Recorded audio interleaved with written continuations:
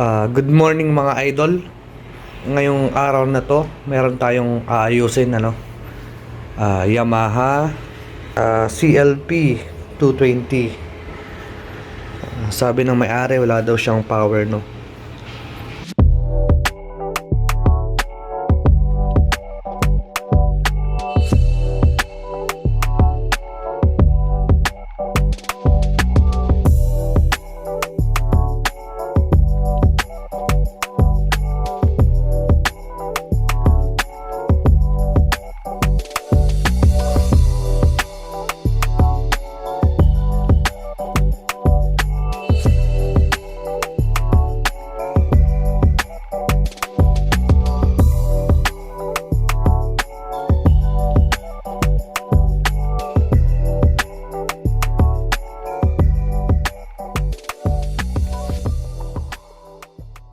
Sabi nga pala ni customer, naisaksak daw niya ito sa 220.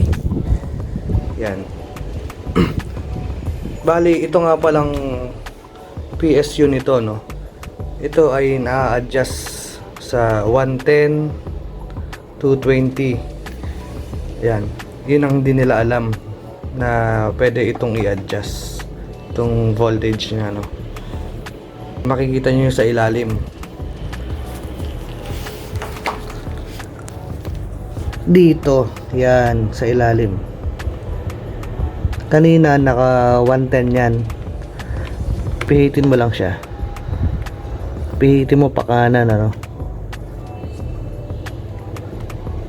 Gagawin mo siyang 220. Yan. Alright. 2 ampere nga pala ito, no. Yan. Palitan natin ng 2 ampere.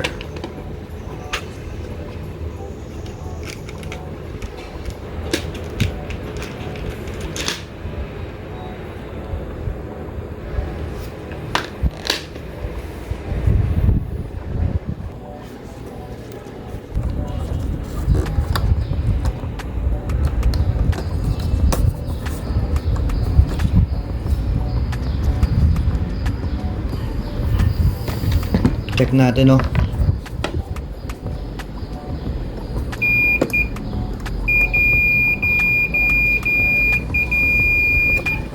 Okay. Pag may na-encounter kayo na ganito, guys, na walang power, check nyo unang-una yung fuse, main fuse. Nandito siya. Nandyan. Tapos check nyo yung voltage selector nya, no, dito sa ilalim, fit sa may saksakan ng plug, no.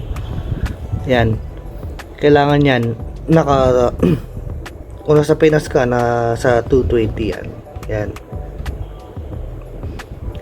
pwede siyang 110, 240. Yan, makikita nyo naman dito may arrow. Yan, nakaselect sa 220. Ganun lang, guys. Sana makatulong. Alright, nalitan natin siya ng fuse. Tapos yung PSU nya, ginawa na nating 220. Ngayon, susubukan natin siyang i-on.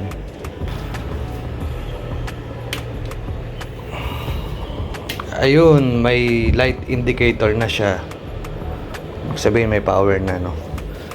Patunugin natin. Yan.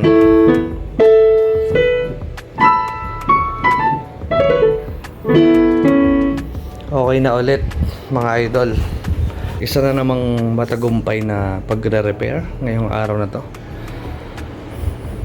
Alright.